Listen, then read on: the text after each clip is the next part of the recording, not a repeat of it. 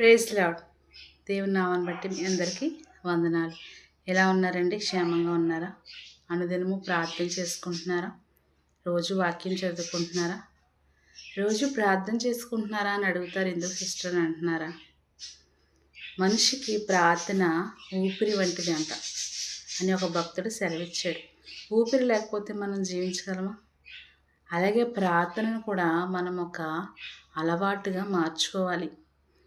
మనకు ఊపిరిగా దాన్ని మార్చుకున్నప్పుడు, ప్రార్థనలో మనం ఎదిగినప్పుడు దేవునిలో మనం ఫలిస్తాం.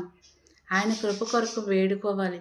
అందుకే వాక్యం సెలవిస్తుంది కదా, ఆయన కృప కొరకు కనిపెట్టు వారి యందు ఆయన ఆనందించువాడే ఉన్నాడని కీర్తనకారుడు సెలవిస్తున్నాడు. ఆయన కృప లేకపోతే మనము క్షేమంగా ఉండగలమా? ఆయన కృప లేకపోతే మనం ఆరోగ్యంగా ఉండగలమా? ఆయన కృప చేతనే కదా మనము సజీవులుగాను క్షేమంగాను జీవిస్తున్నాం. అందుకని దేవా, నీ కృప నాకు కావాలి, నేను ఎక్కడున్నా నీ సహాయం నాకు కావాలి, నీ దూతల కంచి నాకు నా కుటుంబానికి కావాలి అని మనము ఆయన కృప కొరకు వేడుకోవాలంట. అప్పుడు ఆయన సహాయం మనకు అందుతుంది. నువ్వు ఎక్కడున్నా, పగలు ఎండ దెబ్బ అయినను, రాత్రి వెన్నెల దెబ్బ అయినను నీకు తగలకుండా దేవుడు తన చేతుల మీద నేను ఎత్తుకుని నడిపిస్తాడు. ఆయన దూతల కంచి నీకు ఎల్లప్పుడూ ఉంచుతాడు.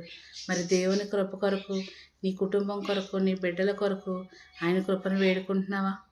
వేకువని లేచి ఆయన సన్నిధిలో వెదిగావా? అయా, నీ సహాయము, నీ కృప ఈ దినమంతా నాకు కావాలని అడిగావా? ఈ రోజు నుంచైనా ఆయన సన్నిధిలో ప్రార్థించడం, ఆయన కృప కొరకు వేడుకోవడం అలవాటు చేసుకుందామా? Praise lord.